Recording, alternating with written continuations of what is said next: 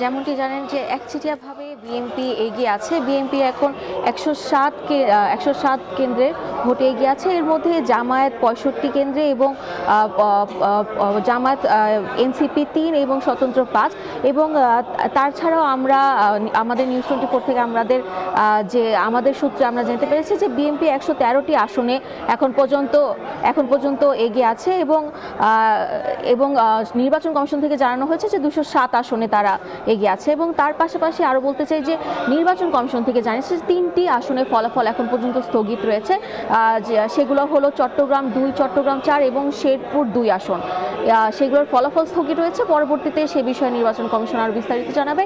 এবং যদি আরেকটি কথা বলি যে এখন পর্যন্ত নির্বাচন কমিশন জানিয়েছে যে গতকাল থেকে এখন পর্যন্ত মোট নির্বাচন নিয়ে সহিংসতা আহত হয়েছে 135 জন এবং জাল ভোট হয়েছে 53 জায়গায় এবং সংঘর্ষ হয়েছে 29টি এবং এর মধ্যে একজন নিহত হয়েছেন।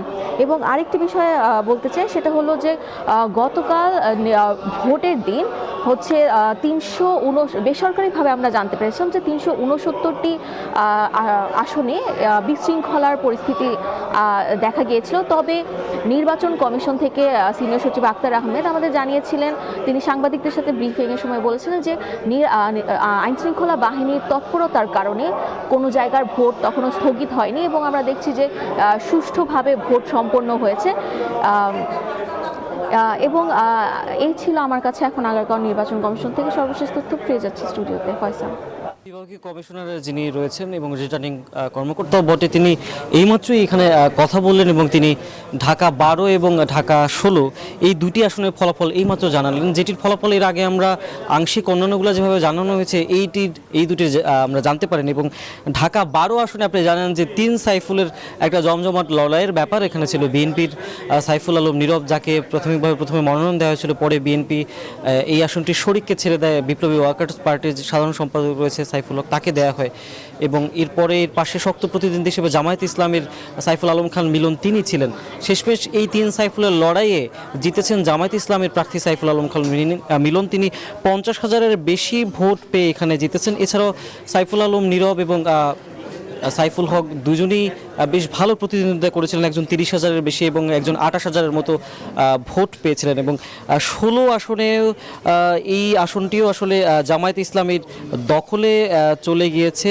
এই আসনে আব্দুল বাতেন তিনি 88,828 পেয়ে এই আসনে বিজয়ী হয়েছেন তিনি, এবং তার প্রতিদ্বন্দ্বী ছিলেন বিএনপির আমিনুল হক, যিনি ভোট পেয়েছেন 85,467। এবং এখন শুধুমাত্র ঢাকা 10 আসনের যে ফলাফল রয়েছে সেটি আমরা পাইনি। এছাড়া বাকি 12টি আসনের ফলাফল আমরা পেয়ে গেছি। এবং ঢাকা 10 আসনে বিএনপির প্রার্থী শেখ রবিউল আলম রবি সেখানে প্রার্থিতা করছেন এবং তার সঙ্গে জামাতের প্রার্থী রয়েছেন।